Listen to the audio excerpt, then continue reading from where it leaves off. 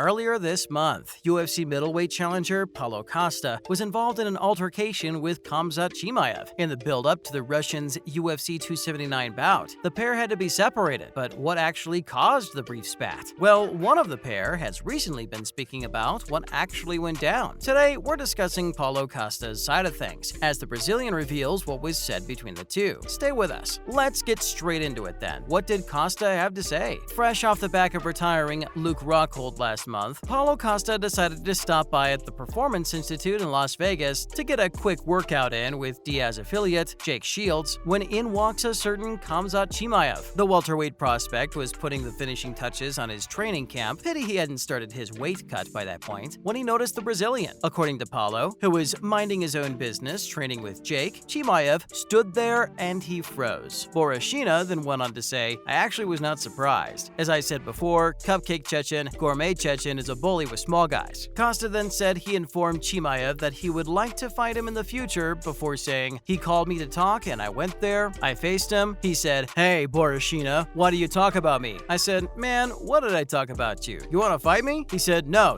I want to know what you talk about me.'" Paulo then went on to say he informed Khamzat that he wants to fight him, which was the point at which the Chechen froze, as Costa puts it. The Brazilian then said, "Okay, so let's fight now. His whole team got in the middle between me and him. Man, this guy is scared. He's scared as expletive." Wow, what do you guys make of Costa's claims? What else went down then? Stay tuned to find out. Well, there's actual video footage of the incident, which shows Costa calling Chimaev onto the mat. The Russian's team is all around him, so even if he wanted to, he wouldn't have been allowed to get at Costa. At the end of the video, Khamzat can be heard shouting, "Who's the gangster now? You're playing like a kid now." We have no idea why he keeps going on about gangsters. None of you are gangsters. You're professional athletes. Costa then told Chimaev that he doesn't need anyone around him to defend him, saying, "I'm an army of one man. I walk alone and I can beat you alone with just one hand." Jake Shields, who was training with Borashina at the time, said the pair were going over some techniques when Chimaev started yelling and swearing at the Brazilian. Shields then accused Khamzat of coming in heavy with like 10 dudes. Jake then revealed that Costa wasn't scared of the idea of facing him, saying he also went over with Paulo to back him up. However, Shields believes Khamzat's act was all for the cameras, saying if he wanted to fight Paulo, he would have run in there and started swinging on him, not stood outside the cage and say, "Let's fight right now, let's fight right now," which sounds about right. Shields, who holds wins over legends such as Dan Henderson, Robbie Lawler, and Tyrone Woodley, then said Chimaev's behavior was the perfect example of him being a fake gangster. Another report from someone else who was there next. Stay with us. Costa's fellow Brazilian and Dana White's Contender Series alum, Nicolas Moura, was also in the house to witness the recent altercation between Khamzat and Borashina. Moura lost his first fight in the premier promotion to veteran brawler Jim Miller, but goes again this weekend against Cameron Van Camp, so what better way to prepare than to get a few drills in with Jake Shields and Paulo Costa? Speaking to Sherdog about what went down earlier this week, the 29-year-old lightweight gave his take on what transpired between the pair, saying, "I was there